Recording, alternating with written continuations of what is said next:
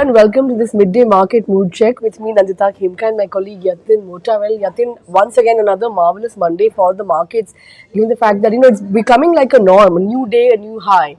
Given the fact that Sensex has conquered the 65,000 peak, in fact, it has hit a new high of 65,300 and thereabouts. Nifty, of course, has also surged past that 19,300 mark. If you look at the Nifty Bank Index, even that has surpassed the 45,000 mark. So all in all, very good day of trade. In fact, if you look at the broader markets, even they were doing pretty well. The small cap index was gaining somewhere around a percent or thereabouts. Among the top Nifty gainers, I think Energy Pack is on a tear today. The likes of Reliance Industries, BPCL, HPCL, IOC, and all the city gas distributors, of course, will come to that later. All those stocks are up and about. Auto Pack not doing all that well, given the fact that auto sales were a mixed bag. So FMCG autos not doing well, but PSU Banking Index, Energy Pack, metals all firing on all cylinders. If you look at the Nifty gainers, as I mentioned, BPCL, HDFC Twins, after the successful completion of the merger dated 1st of July. I think there was a lot of action on those two counters. In fact, HDFC Bank managed to hit a fresh 52-week high. Another stock that hit a 52-week high and crossed the 600 mark was Tata Motors. Even though it has cooled off, but given the fact that it has clocked in very healthy EV sales for the month of June, that stock crossed that 600 mark in today's session.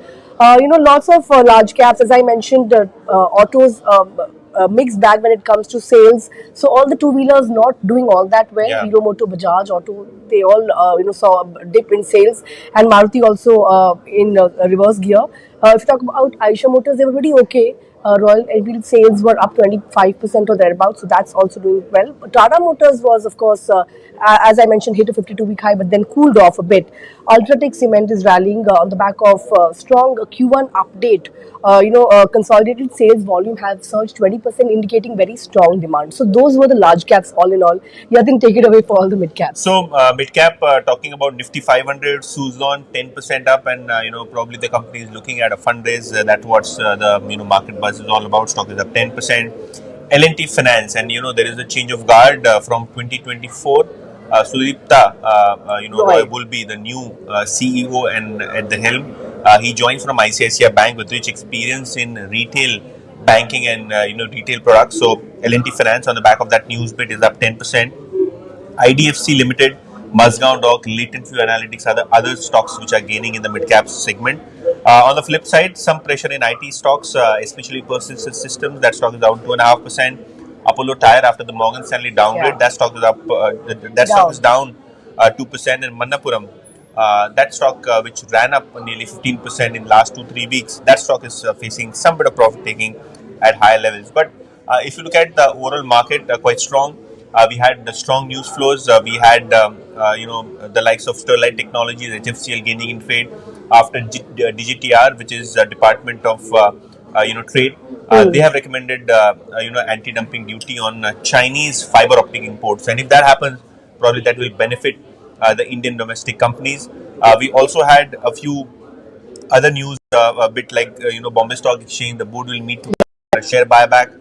JSW Energy, after initiating coverage from Chola Finance, that stock is up 6%. We also have the whole host of banking stocks in the mid and small cap space moving. So we have the likes of Karur Vysya Bank, Bank of Maharashtra, Bank of India are doing really very well.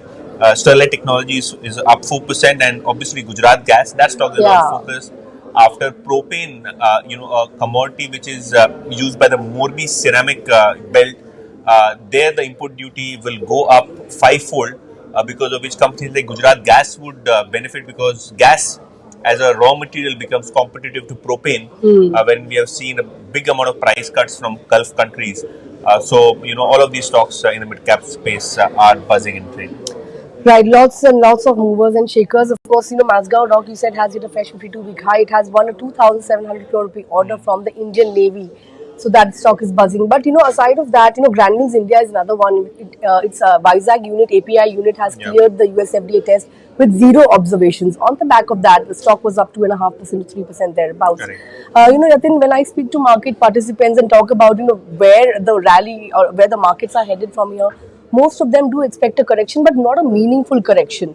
And whatever correction comes, they advise investors especially who are ridden with the FOMO feeling to look at buying into some quality names. So that's what even Deven Choksi, in fact, I was having a conversation with him in the morning, was mentioning. So all in all, I think we are looks the way we are moving, it looks like we are going to hit the 20,000 mark soon enough if we don't see any kind of meaningful correction kicking in from here. But of course, in the second part of the session, we'll be watching out for how we shut shop. We are doing pretty well, cruising along. But another important development, Yatin, was the movement of or transition of SGX Nifty Yeah. to Gift City. Gift City. So a lot of $7.5 billion worth of derivatives contracts move back to India from Singapore.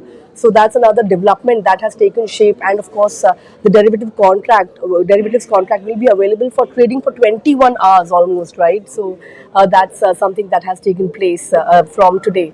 And aside of that, lots of cues to watch out for. FOMC minutes will come out on Wednesday. So we will be watching out for whether or not we can look at another 2 or 3 rate hikes from Federal Reserve before they dole out a cut maybe later next year. So all these cues to be watched out for this week. But aside of that, I think we mentioned all the movers and shakers in today's session. We'll of course be back at closing bell. So tune in for that at 3:30 p.m. But for now, it's a goodbye from me and Yatin. Thanks a lot for watching.